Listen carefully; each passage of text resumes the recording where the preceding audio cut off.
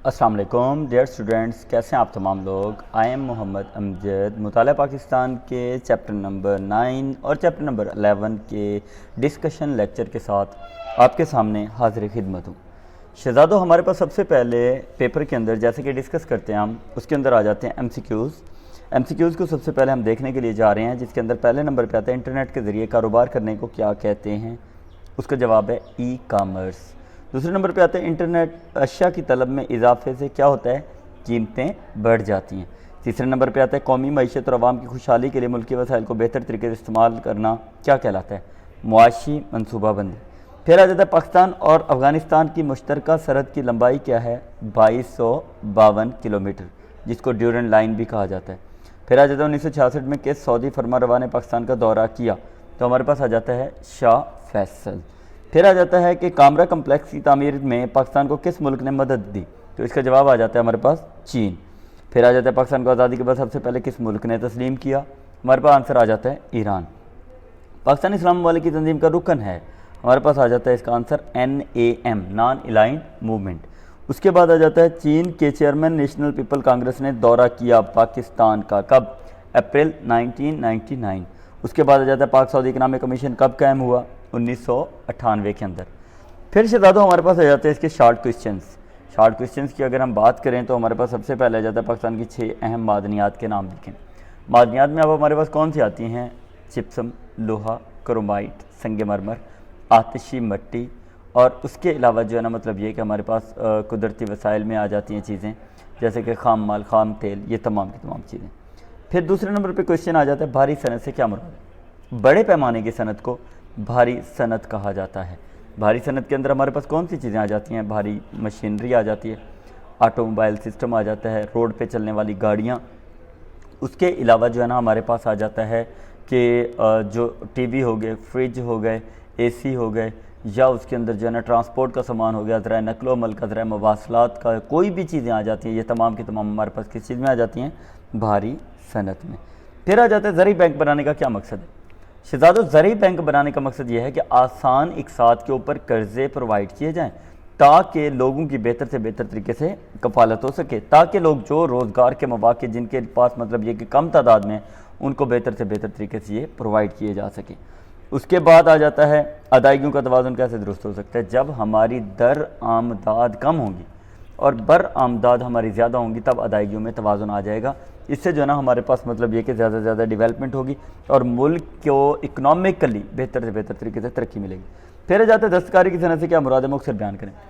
हाथ से बनाते हैं जो चीज़ें उसको कहते हैं हम दस्तकारी की सनत, हैंड क्राफ्ट वर्क को दस्तकारी की सनत कहा जाता है। इसके अंदर हमारे पास मतलब ये कि आ जाता है चटाइयाँ बना लेते हैं, जो उसके अलावा जो है ना मतलब ये कि सोने चांदी का काम कर लेते हैं, लकड़ी का काम हो जाता है, इसी के अंदर हमारे पास मिट्टी के बर्तन बन जाते हैं। ये तमाम की तमाम चीज़ें हमारे पास क्या कहलाती हैं, दस्तकारी की सनत। फिर आ जाता है छोटी सनत की तारीफ़ करें और सनतों के नाम लिखें। छोटी सनत 2 से 9 लेबर के बंदे काम करते हैं छोटी सनत के अंदर। कितने, 2 से 9 लेबर के बंदे काम करते हैं छोटी सनत में। अब छोटी सनत से क्या मुराद है, छोटी सनत से मुराद ये है कि जिसके अंदर हम शहद की मक्खियों के छत्ते बना लेते हैं, जिसके अंदर हम डेयरी फार्म बना लेते हैं, पोल्ट्री फार्म बना लेते हैं, उसी के अंदर जो है ना हमारे पास मतलब ये कि डिफरेंट किस्म की दूसरी गुजरांवाला गुजरात से हम मुख्तलिफ़ किस्म के पंखे इंपोर्ट कर लेते हैं, जिसकी वजह से उनकी डेवलपमेंट कर लेते हैं। सोलर पैनल्स आजकल आ गए, ये तमाम की तमाम चीज़ें छोटी सनत में आ जाती हैं। फिर आ गया हमारे पास पार्ट 2, खारजा पॉलिसी से क्या मुराद है। बैरूनी ममालिक से खारजा पॉलिसी हमारे पास मतलब ये कि बैरूनी ममालिक से ताल्लुकात कायम करना, उसको फ़रोग देना और उसके लिए मुनासिब इक़दाम उठाना खारजा पॉलिसी कहलाता है। पाकिस्तान की खारजा पॉलिसी के मकासद लिखें। पाकिस्तान की खारजा पॉलिसी से हमारे पास कौमी आमदन में इजाफा होता है, खुशहाली आती है, मुल्क में इस्तेहकाम आता है। कौमी सलामती से क्या मुराद है, जब हम मतलब ये कि हर किस्म के मसाइल और झगड़ों से अपनी कौम को बेहतर तरीके से मतलब ये कि डेवलप करेंगे, वो कौमी सलामती होता है। यानी कि कौम के अंदर मतलब ये कि मुख्तलिफ असूलों को सामने रखते हुए। पाक सऊदी इकनॉमिक कमीशन कब कायम हुआ, इसके मकासद क्या थे। पाक सऊदी इकनॉमिक कमीशन मई 2000 में कायम हुआ और इसके मकासद हमारे पास क्या थे कि इसके अंदर एक दूसरे के दरमियान में डेवलपमेंट करना। 155 से ज़ायद मनसूबों के ऊपर अब भी काम चल रहा है जो इसकी डेवलपमेंट में अहम किरदार अदा करें।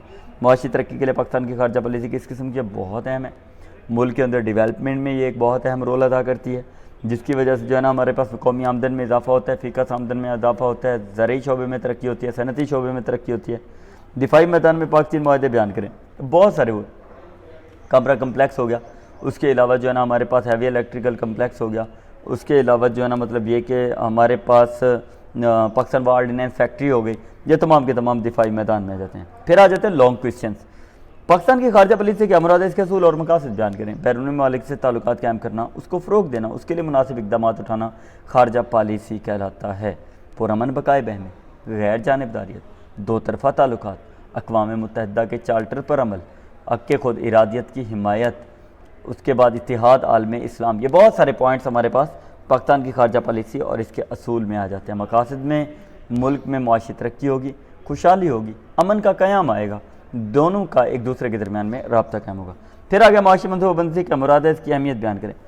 मुआशी मनसूबा कौमी मईशत और आवाम की खुशहाली के लिए मुल्की वसाइल को बेहतर तरीके से इस्तेमाल करना मुआशी मनसूबाबंदी कहलाता है। मुआशी मनसूबाबंदी कैसे होती है, जब कौमी आमदन में इजाफा करना, फ़िकस आमदन में इजाफा करना, ज़राई शोबे में इजाफा करना, सनती शोबे में इजाफा करना, ठीक है। उसके बाद दरामदाद को बढ़ाना, बरामदाद के मतलब ये कि दरामदाद को कम करना, बरामदाद को ज़्यादा से ज़्यादा मतलब ये कि बढ़ाना, और उसके अलावा मुल्क के अंदर नित नए तजर्बात करना, पॉलिसियाँ तालीमी सहूलतें प्रोवाइड करना, और उसके अलावा जो है ना मुल्क के अंदर ज़्यादा से ज़्यादा डेवलपमेंट करना। ये मुआशी मनसूबाबंदी और इसकी अहमियत के अंदर चीज़ें आ जाती हैं।